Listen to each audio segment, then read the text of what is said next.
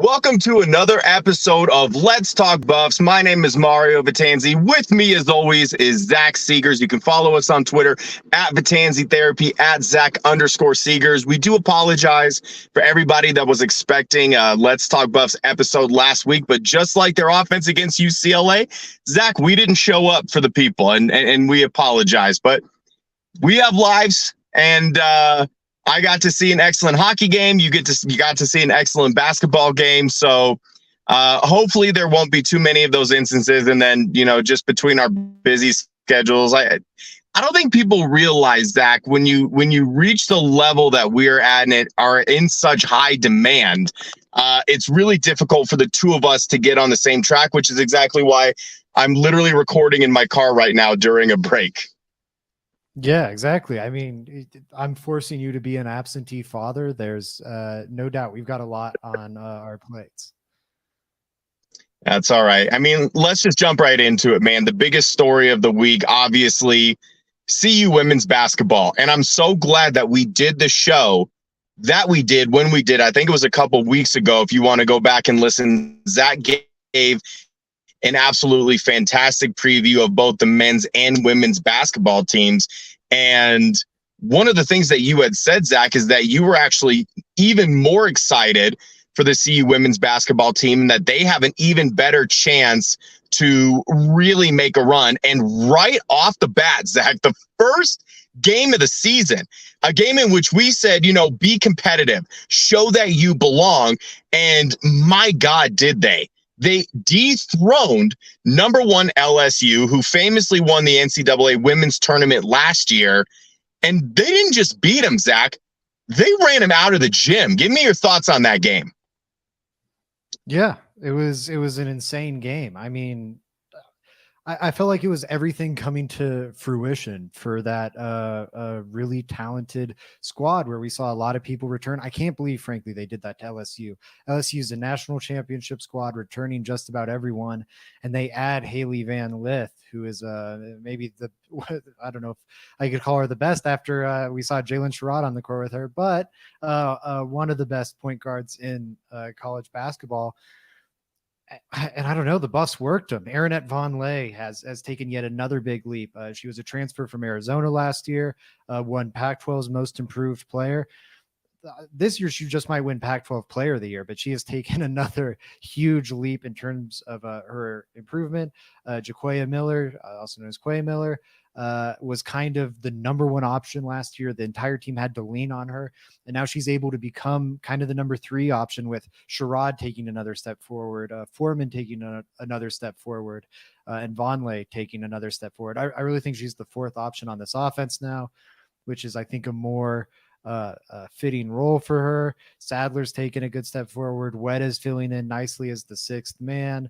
Sarah Rose Smith, one of their transfer additions, looked good. And then they came out, they shelled a lesser opponent. They played Oklahoma State. And that was a game where their shot wasn't falling. You talked about them running LSU out of the gym, and they absolutely did. That was in part because they were just shooting lights out from a three. Against Oklahoma State, they were really cold. It's a legit Power 5 team, and they won that game by 10, by double digits. So I don't know. They're real. The AP believes they're real. They just bumped them up to number 5 in their rankings that dropped. The men's team, by the way, also got bumped up. They're now ranked 25th. Hoops are going to be fun in CU this year. I think both teams are more likely to climb in those rankings than they are, or maybe not the women. Number 5 is pretty high. But I think the men can definitely climb, and I think the women will be a top 10 team all year. That I do believe. I think they just can't climb much higher from 5, but I think they're going to be right in that range all year long, and I think the men will continue to climb and get closer to the women. So, Zach, tell me, what is the ceiling for this women's team? I mean, obviously, like we said, you literally cannot start a year better than they started. And it's interesting because you go back to the football season where the men's football team unexpectedly dethrones not the reigning national champion, but the team that played in the national championship game the year before. Now, as the season has gone along, we've seen obviously TCU not remotely the same team, but still a massive accomplishment in itself. with the women's team knocking off LSU. And I don't think that it was a fluke. You don't beat a team that badly coming off of the season that LSU just had if it's a fluke or if it was a game that maybe you escaped with, right? Like they really beat them from pillar to post. So my question to you, what is the ceiling for this women's team? Is it actually realistic that they can make a Final Four appearance or even a national championship appearance? Let's drop the appearance. I think they can win it all. I mean, maybe I'm crazy. March Madness is a single elimination tournament, though, and they are not going to play a harder team than the one that they just walloped on a neutral floor. They didn't do it in Colorado, where, you know, it's the first game of the season, altitude's whooping their opponent. Neutral floor, and they skunked them. I don't know if you know, that happens 8 times out of 10 or whatever, but they proved they can hang with the best in women's college basketball. I know not everyone's following women's college hoops. So just to contextualize it some, this would be like if Shedeur Sanders transferred to Georgia next year and they got smoked in their first game. Like LSU was dominant last season. They have a ton of star players. And then again, they added one of the best, like legitimately one of the 3 best point guards in the sport to that roster. They have a great head coach. They are phenomenal. And the Buffs smoked them on a neutral like that. That's so massive. I'm floored. I'm floored. I cannot believe. I wouldn't have been surprised if you told me they pulled the upset. I'm absolutely surprised that they flattened LSU the way they did. And again, anything can happen in March Madness. You got to win 5 in a row. Against really tough competition, but they just proved they can hang with the top dog, in my opinion. So I don't know. They should be favored in just about every game from here on out, in my opinion. They are that good. National title should absolutely be the conversation. I think Sweet 16 should be the expectation.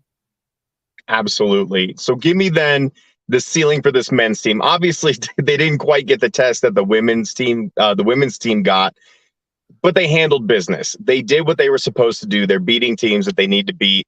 And honestly, man, from where I sit, I don't think, and we talked about this last time, I don't think De Silva got nearly enough attention last season. It was probably because, you know, he's with CU. And at the time, you know, before all the Dion fanfare, I think people forget CU is kind of considered like one of these middle of the road programs. It's like they're never going to be bad, but they're never going to be that good. So they're not going to garner a whole lot of national attention.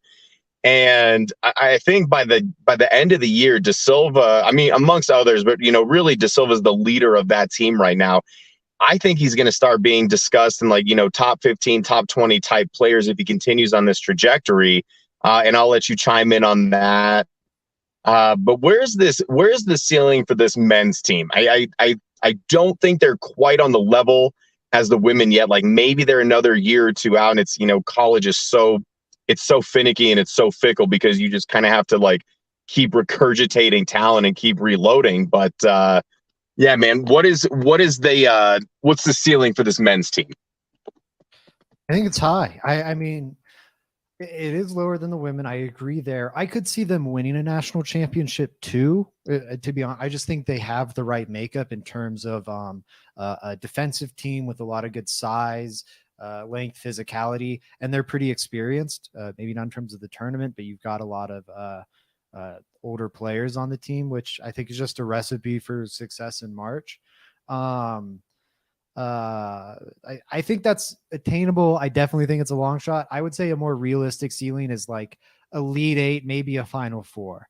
They feel to me like that 6 seed or that 7 seed that, you know, maybe like upsets the 2 or the 3, goes on a little mini run, and then maybe runs out of gas in the Elite 8 or the Final 4. So not a true Cinderella story where they're like a 10 seed, but, you know, one of those mid-level contenders that I think we see sometimes in March Madness. I think that's what this team is built for. Like a good March run. I think they should be the most accomplished team in CU men's basketball history. In terms of in the modern tournament format, they've never had a team reach the Sweet 16. I think this team will do that. I would bet on that personally. And to your point about maybe they're just a year or two out, it's very possible. Tad Boyle is building a very exciting basketball recruiting class. It ranks 13th right now. They've got 3 4-star commits and a 3-star commit to that group. I'm trying to remember where they rank in the top 100 here. One of those guys is a top 100 prospect at guard. That'll be a nice help. And then you're getting some other top 150 talents.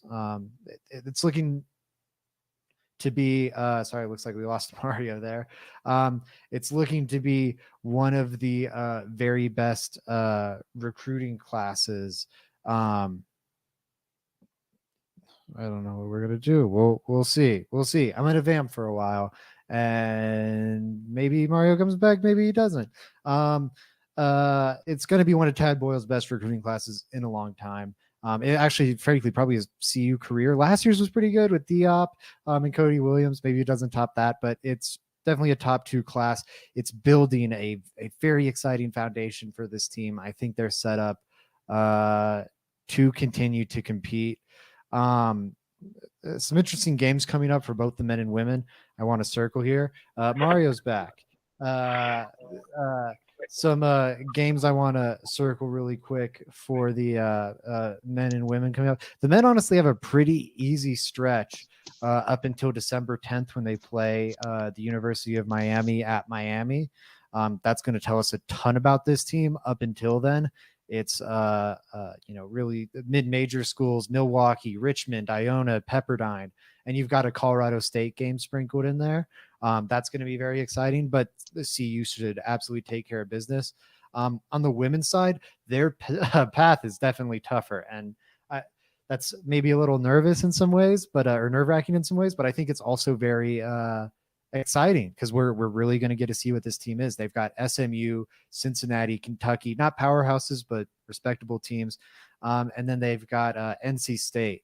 That Cincinnati, Kentucky, NC State run is going to take place in the Virgin Islands, I'm pretty sure, somewhere in the Caribbean. Special event. That'll be fun. Wish I was traveling out to cover that. They get Boston, Air Force, UTR. Then it gets easy, and then they get into conference play.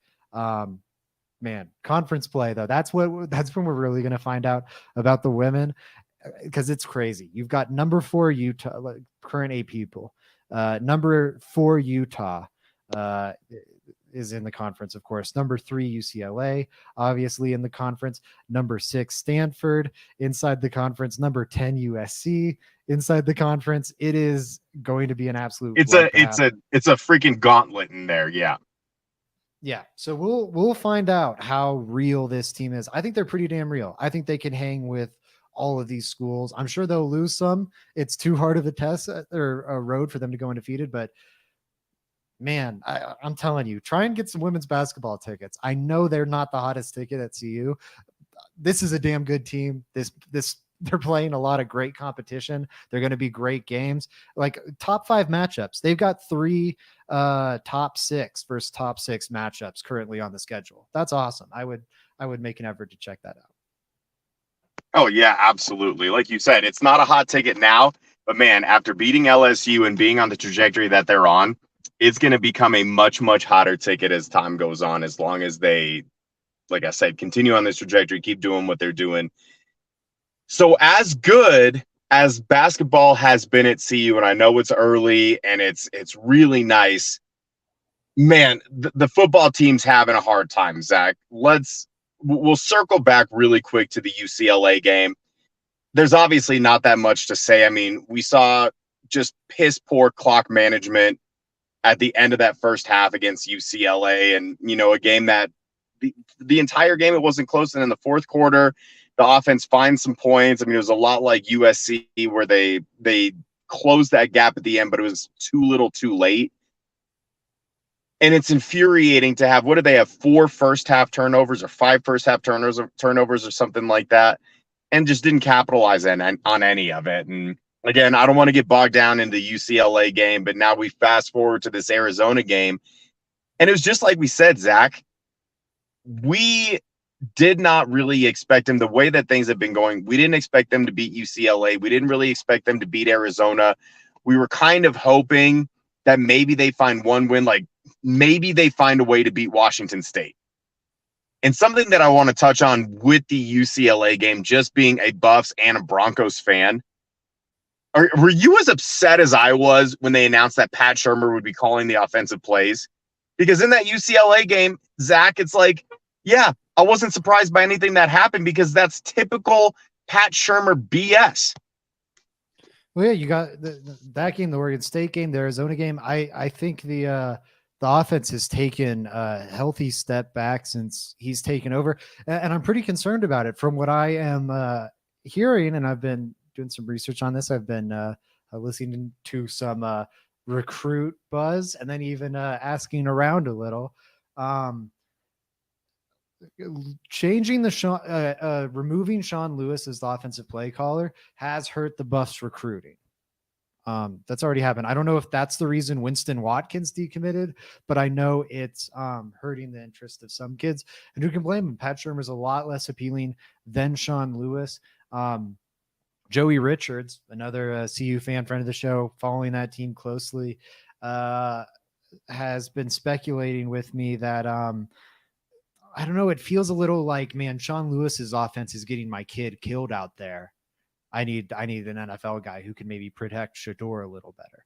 That's kind of what it feels like to me. I don't think it's a good answer. It's probably my. But don't you think that's an oversimplification, dude? Like changing the offensive play caller is not going to help your offensive line. Like the offensive line still can't block. I mean, God, stop me if you've heard this before. Anyone that's tuned into 3 minutes of our show knows how we feel about the offensive line, but Zach, the last job Pat Shurmur had, wasn't it with the Denver Broncos, or did he got some consultant job elsewhere where he wasn't like really doing anything? It's just kind of a job that you get as a good old boy. But the last job that he had where he's calling offensive plays was Denver. I mean, is Coach Prime not doing his due diligence and looking back and seeing, oh, this was one of the most boring offenses in recent memory in the NFL, where teams are routinely scoring, right around 30 points a game? Yeah, no, I'm with you. I think this is my least favorite move he's made as a head coach, and I hope he rectifies it soon, because I really will have a cost, I feel. I hope I'm wrong. But yeah, it's bad. It's genuinely pretty bad. I don't know. I don't get it. I really don't. I think it might have something to do with Shedeur taking a lot of hits, because that is my best explanation. There's not something recent on Pat Shurmur's resume that would make you think he's a great college coordinator. He's a very pro style, old West Coast coordinator. He's boring. He's boring. Just straight up say it. Like, he wants to fit square pegs into round holes. We saw it in Denver. He doesn't care about his personnel. He doesn't care about the talent levels of the individual players that he has. He lays out a system and he said, this is the offense that we are running, and you will conform to the mold that I have made. And we saw the same thing in Denver. Now, obviously, I'm biased, and I felt like when Pat Shurmur was running the offense here, they had an immense amount of talent, and Pat Shurmur just, for the life of him, couldn't figure out how to get them the ball. I'm not going to argue semantics about how good their personnel was, but the bottom line was he wasn't catering to the skills of these players the way that we were seeing with Sean Payton, and that's exactly what you get from Pat Shurmur, and that's what we're seeing out of CU. It's like you're putting guys in a box, and it's like, yeah, the offense looked a little bit better against Arizona, Zach, but, I mean, Arizona's not a great defense by any stretch of the imagination. Like, you should be able to score around 31 points on them for any given game. And I just don't know what to expect. And you're right. Having Sean Lewis kind of out of the fold, that's a big no-no for me. And honestly, dude, there's a really good chance that he takes a head coaching job elsewhere. Honestly, if I'm Sean Lewis, you're taking an OC job elsewhere before you're staying at CU. So, yeah, I think this is a really bad look, especially considering the fact that Lewis could have been a head coach, and he chose to call plays for Colorado, for Dion. I don't know, man. It just feels like we've gone from the point where you could literally not criticize Dion about anything because he was doing such a fantastic job, to now push is coming to shove a little bit. He's facing, honestly, I'm willing to bet way more adversity than he ever anticipated in his first year.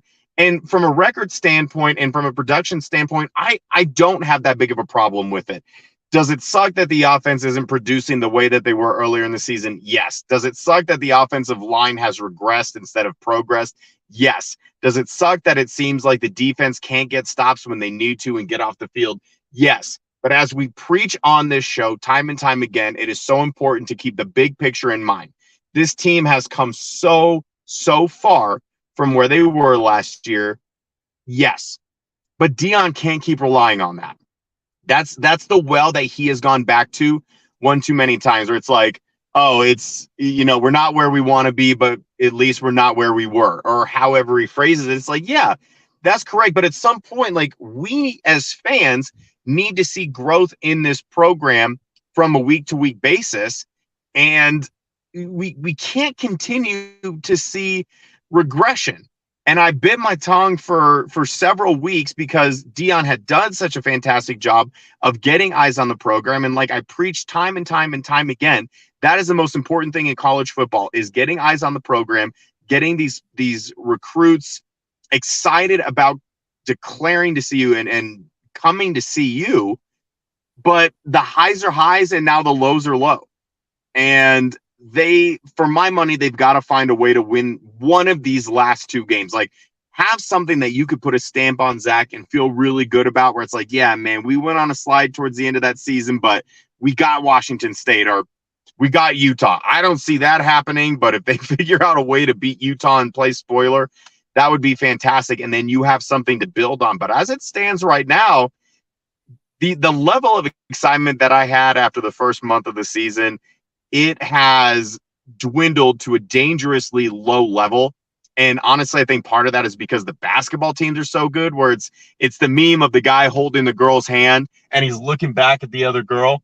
And it's like, I'm holding Deion's hand right now and I'm rocking with Deion, but yo, check out that baddie. Check out that baddie right there that just walked by. That is the men's and women's basketball team. So tell me, dude, what do you need to see in these last 2 weeks from CU, from the offense, from the defense, to make you feel better about where we're going? I feel great about the direction the defense is headed, honestly, under Charles Kelly. Sean Lewis. I don't know if I was saying Sean Kelly earlier, but Sean Lewis and then Charles Kelly.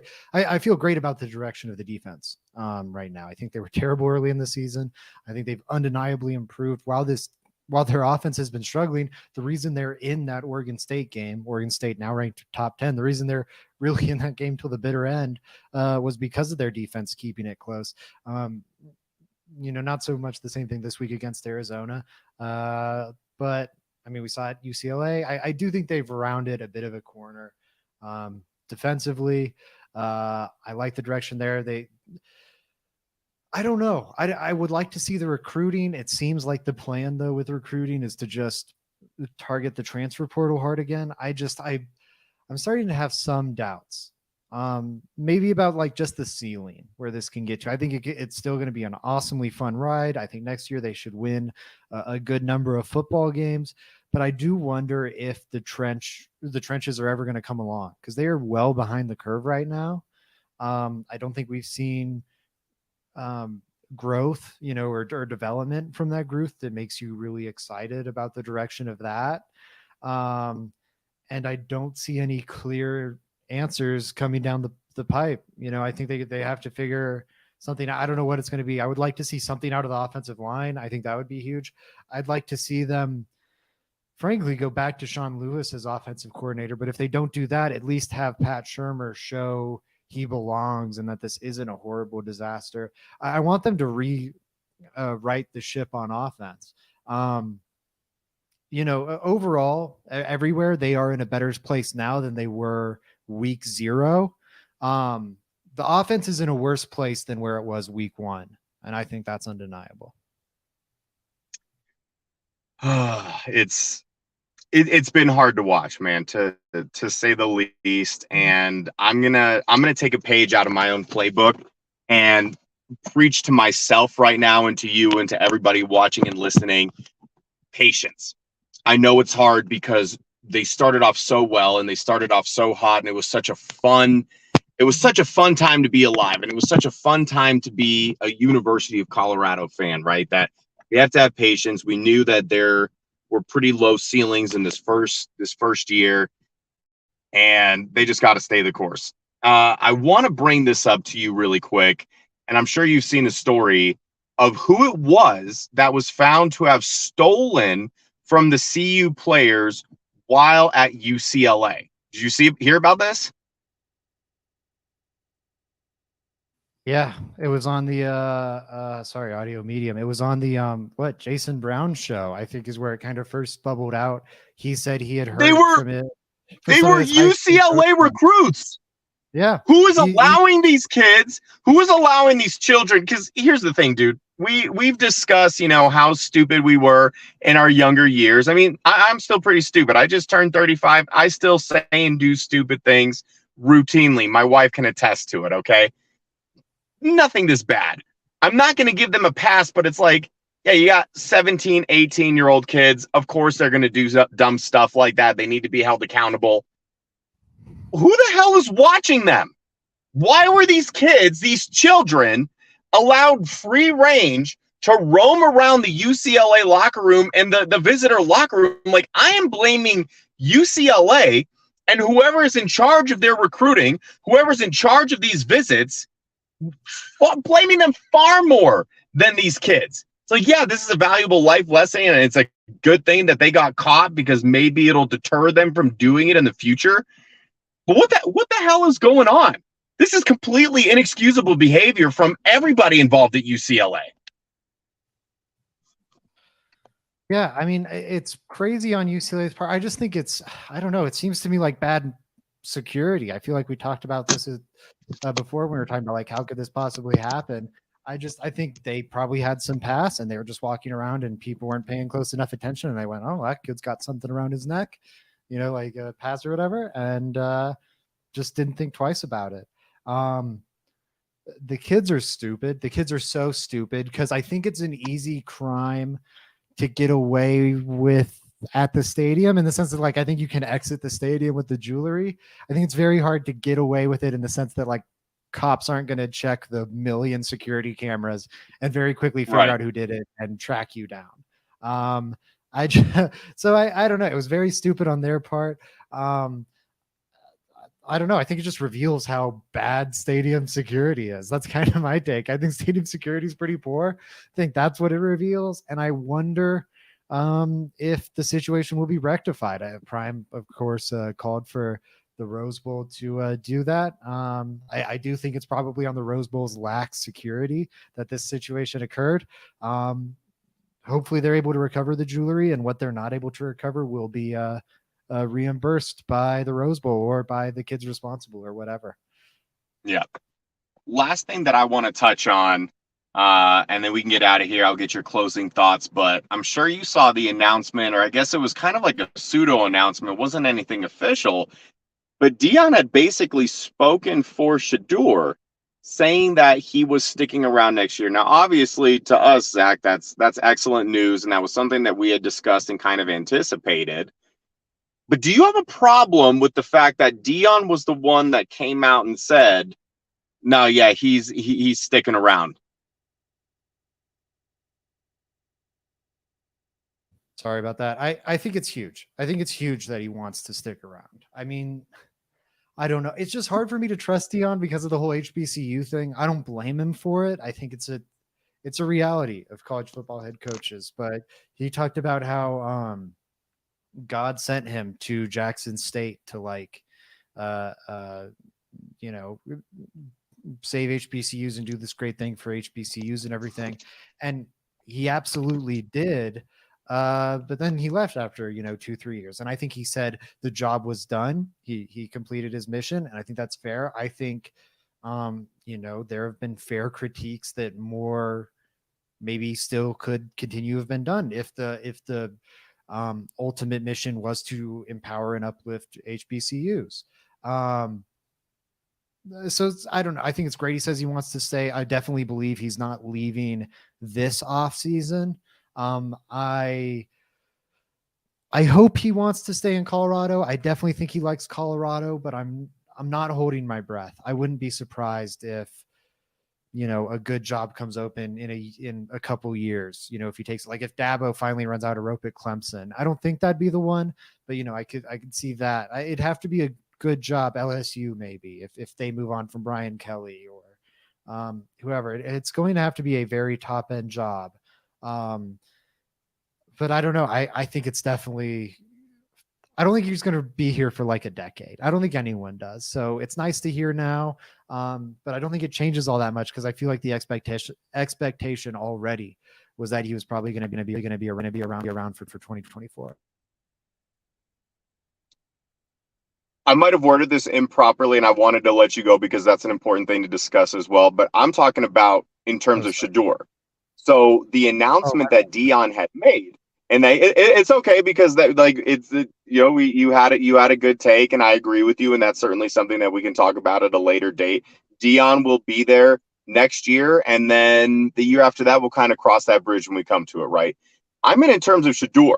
So Dion basically coming out and saying, yeah, Shedeur's not declaring, and you think that it's official. And again, like, that was something that we had talked about of, we assume that Shedeur will stay one more year. He has a very good chance to be a top 5, if not the top pick in the 2025 NFL draft. So yeah, you might as well stick around for one more year, continue to, improve, continue to grow your game, play one more year with your dad. But Zach, I have a problem with Dion making this announcement. Like, as a father, like, if I'm in this situation, to be perfectly honest, like, I'm probably hard pressed to do the same thing. I'm probably hard pressed to try and sway my son to stay with my football program, not just because he's my son and that's great, but because I know that my team is exponentially better as long as he is under center. So while I understand and I sympathize as a father, I didn't like this, man. Like, at some point, Shedeur has to make his own decisions. Shedeur has to make his own announcements. And maybe maybe they talked about it, and maybe behind closed doors it was agreed upon. And so to Dion, it wasn't a big deal. But the optics, to me, they're not great, because it sounds like Shedeur is having his daddy talk for him, or it sounds like Dion is making decisions for Shedeur. I'm not saying that's what it is, and I'm not making those accusations. Those are purely the optics of how it comes off. And you've heard about the draft process and the things that the teams do to dig up information. They will try and find the slightest, smallest insecurity or negativity in a player just to make sure that they're making the right decision, especially at quarterback. To me, like, this could even potentially blemish Shedeur's reputation. And maybe I'm way off base. Maybe I'm thinking way too much of this. But if I put the shoe on the other foot and I'm Shedeur, again, unless we had an agreement behind closed doors where it's like, yeah, I'm coming back, and so it wasn't a big deal on the outside, I still don't like how this makes me look, because it would make me feel like, oh, my daddy has to say things for me, and it kind of puts him in a bad spot. And if they're asked about it, or if this becomes a thing, Shedeur's not going to make anything out of it, because that's not his personality. And of course, Dion's not going to make anything, and he's going to spin it and twist it so that it's not a problem. And again, maybe I'm reading too much into it, but my knee-jerk reaction was, ooh, I don't love that. Yeah. I don't know. I think Shedeur is, I don't know, that's what they want at quarterback. It does seem like he's staying. I don't know how much Dion's going to dictate that, but I don't know. That's the biggest thing for this bus team for 2024. If Shedeur doesn't come back, it's not bleak. Like, it is still much better than it was pre-Dion. But I don't know, like we talked about with the offensive coordinator thing, that has me a little nervous. I think the defense is trending in the right direction. And the offense is trending in the right direction, but it's definitely not looking like, I don't know, they're national contenders next year unless Shedeur Sanders comes back. Again, transfer portal, I think it's going to be easy or relatively easy to find quarterbacks. I don't know how they're going to find the lines. I don't know how they're going to find the trench players. That's what's going to also that might determine how competitive they are. Shedeur coming back or not, I feel determines whether or not they will be competitive. That's so huge. It's such a massive factor. Um, Starting to dip into the quarterbacks behind Drake May and Caleb Williams in this upcoming class. Shadeur's my quarterback 3. I know that's opinion Joey Richards shares as well. I hate to Same, yeah. copy him, but you watch it and I don't know. He's there. Like he looks like a pro quarterback already to me. He's not perfect. He definitely needs to clean up some things, but it is very easy for me to imagine him as an NFL starting quarterback for a long time. Yeah, absolutely. And I think you've said on the show that your pro comp right now is Geno Smith, and I think that's spot on. Current Geno Smith, to clarify, in terms of ball placement, in terms of athleticism, in terms of making the right reads, making them quickly. Let me ask you this: in terms of pro comps, tell me if this is a stretch, but Shedeur stays one more year. Let's say that he's a top 5 pick. Let's say he's a top 3 pick. If he continues to grow his game and trend in the direction of which he is, I kind of see a little bit of Joe Burrow in there. I think the swagger is there. I think the attitude is there. I think that clutch gene is there. The athleticism is obviously there. He's obviously not on the point in terms of pocket presence and going through his progressions and his reads of what Joe Burrow is. And I mean, obviously, because Joe Burrow is one of the best humans on the planet at doing that. But trending in that direction, I think that we could see a Shedeur comp between that escalates from Geno Smith to Joe Burrow. Did the thing. There it is. There's the mute. Damn it. I think it's a spectrum. I think it's CJ Stroud. I think it's Joe Burrow on the high end. I think it's Teddy Bridgewater on the low end. But that's the type of quarterback he is. I think he's got a little more creation than Teddy. Would be more like pre-wild, unexplainable knee injury Teddy. But yeah, I absolutely see that in his game. I don't think he's got the unbelievable physical tools. I think he has enough there, like Burrow, like CJ Stroud, to make the occasional play. And then very, very accurate, great decision maker. He is the type of quarterback really that you want to see behind a good offensive line. So he can just dice you up. He has the time to operate like a computer. And yeah, it might happen in the NFL. I wouldn't be surprised if we see the best version of Shedeur Sanders once he reaches the NFL, because I think CU is going to be a weapons-driven offense. And I don't know if Shedeur needs that. Like, they definitely have guys on guys, but I don't think it's coincidence that like Omarion Miller steps into the lineup for a week and it looks like a fucking god, and like this guy steps up for a week, and this guy, we talked about it for a while, how like every week, if Javon Antonio's week, and now it's Xavier Weaver's week again, and it's just every new person every week. I think he elevates his weapons. I think he will benefit greatly from a good offensive line, and hopefully that happens soon at CU. I'm a little, I don't know. I'm feeling a little more pessimistic about the 2024 season than I was a few weeks ago. I really hope I'm wrong. I was too, man, and I think it's understandable because you have to be stout up front on both sides of the ball if you want to be taken seriously as a college football playoff team. Now, I will say this: they're expanding the playoff next year. It is well within reason to assume that they make that big jump. They're going to be in a conference. I mean, I don't know too much about the Big 12 conference. I know that it's not nearly as top heavy and not nearly as loaded as this year's version of the Pac-12 was. I know they're losing Oklahoma and Texas. And so, those are two kind of heavy hitters you won't have to worry about. So it's well within reason to assume that they at least sneak in. Like, do they win a playoff game? I mean, that remains to be seen. But if you're looking at the top teams currently, you look at your Georgias, your Ohio States, your Michigans, your Alabamas over the year, the perennial teams that are always good, Zach, fantastic offensive lines, fantastic defensive lines, and everybody else kind of gets in where they fit in. It's great that they have all of these weapons. It's great that they've been able to recruit the way that they have these skill position players, the wide receivers, the corners, the linebackers, the athletes. We've seen it all. None of that is going to matter if you do not have an offense and defensive line. And I'm going to pound this drum until we see some sort of changes, because you're absolutely right. It would be so much fun to be able to witness Shedeur Sanders play behind an average, just an average offensive line, Zach. Not above average, not great, not a Michigan, not an Ohio State, just a middle of the road, competent, just remotely competent. It would be so much fun to be able to watch Shedeur with these weapons operate behind just an okay offensive line.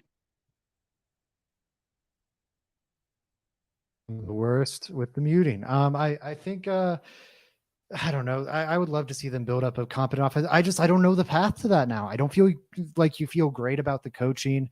There's no obvious recruits on the way. I know there's like Taylor Chandler and whatnot, but again, we're seeing those recruiting classes maybe lose some commits. You worry about maybe losing some of those offensive line commits. It seems like Jordan Seaton isn't going to be coming to CU. It seems like Oregon's probably the spot there for him.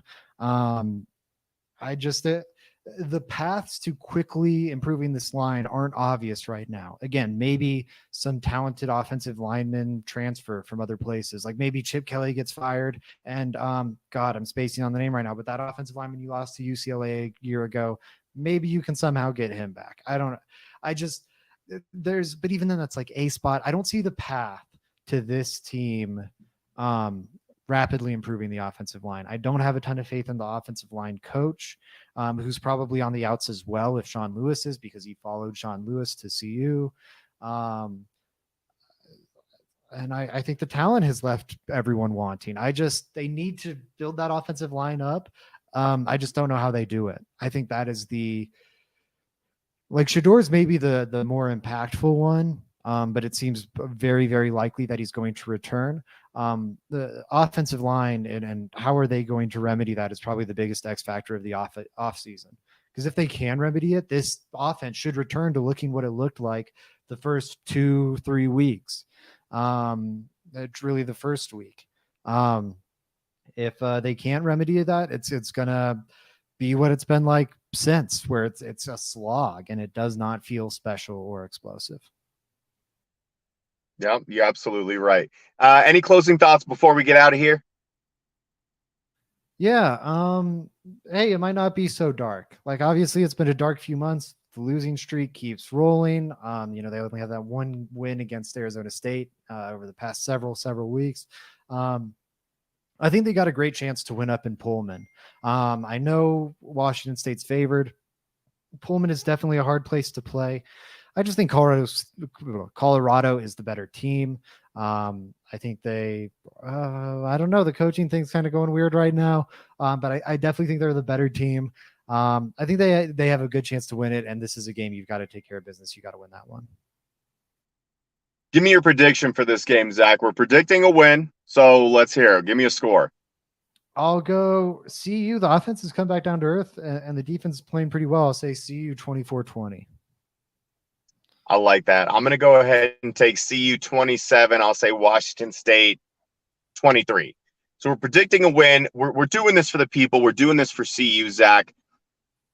I don't even know if I fully believe it.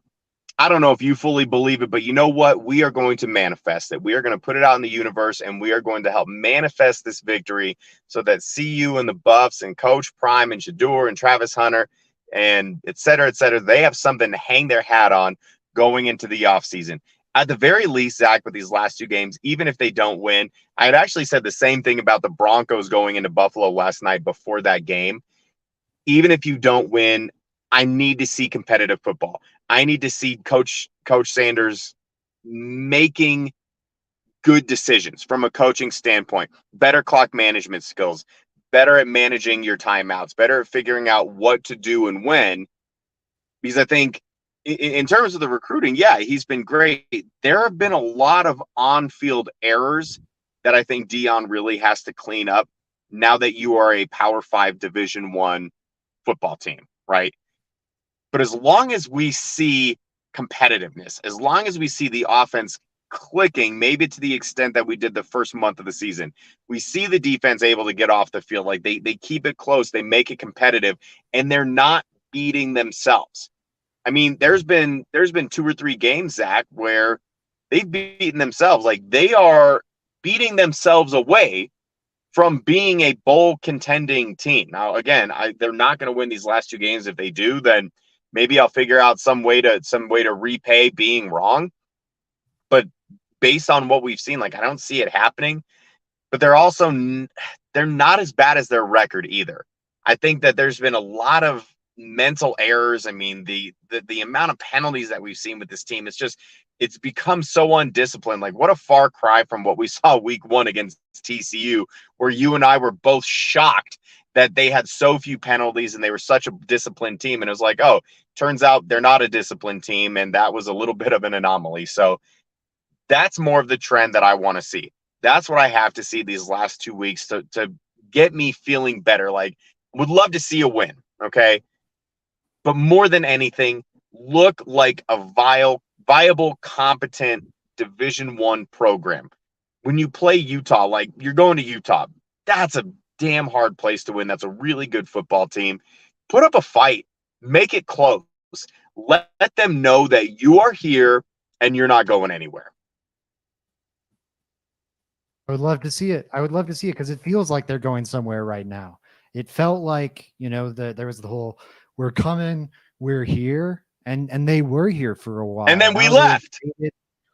They faded back into the background. It would be nice to win one of these last 2. I doubt they win them both, especially with how good Utah, like that one's really hard to imagine them winning, but just win one of these 2, like to just kind of what you said, remind people CU still around. They're still a team to be taken seriously. Have some momentum going into a long off season where you're going to be trying to hit the transfer portal hard and the just standard high school recruiting hard.